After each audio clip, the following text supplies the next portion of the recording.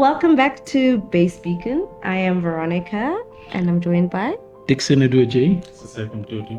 Sharon Tashira, and we are In Frame. In Frame. I love this way. Well, what is In Frame today? Invisible brief. Today we are discussing the invisible brief. The invisible brief. This is an interesting one. Well, from the top of my head, I'm thinking, obviously, it's a brief that's invisible.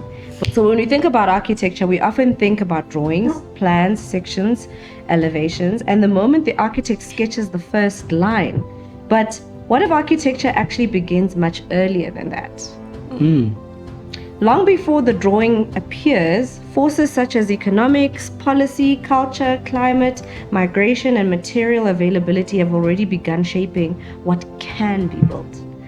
So today's conversation explores the invisible phase of architecture, the stage where the architecture is already being designed before the design begins. The drawing does not start architecture, it translates it. hard one for me because I love drawing. Any forms of drawing, and I think when it comes to the depth of architectural history, architecture has always been like synonymous with drawing. Yeah, it's an interesting one because, like, I'm just thinking about how before even the documentation of it. I mean, like, there's been documentation of it, but like, there's also been sort of like spontaneous architecture that has happened in the past. So like, you'll go back, and we use this as references as architects as well when we try and conceptualize. We look at the traditional Zulu kraals, and that was not necessarily documented as this is an architecture. A document was produced As a drawing? As a drawing. Yeah, as a drawing, that this is how the settlement is going to look like. But it came from knowledge, indigenous knowledge of how they lived, how they operated, and how things worked. So it's really interesting that like there was that portion, and then now there's an era where we believe that's where the architecture starts, and you print In the drawing. Yeah, in the drawing. So it's really fascinating. It's a change in, either learning or technology or advancement. We lose something and we gain something. Maybe the answer is fine. The builder can be part of the design team. Yeah. Is it? Is it? So, Touchy. so it's very touchy, but are we control freaks? That we can work with, I think. And I think that also then inevitably leads us to the loss of just, I guess, a sense of place, of collaboration, a level of belonging.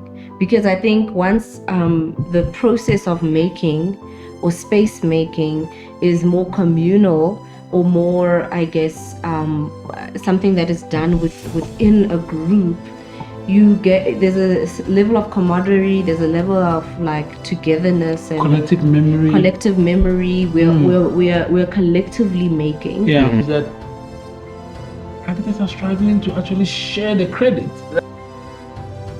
Mr. Director. Look, I'm going to quote something here by so in our first year of Unit 20, Stephen Stein forwarded our book, and he wrote something that I want to read. He said, an enormous number of craftspeople work on every film and are credited, unlike the practice of building construction. But you know what? We are in frame, and we will see you again next time. In frame. In frame. In frame. In Thank you. frame.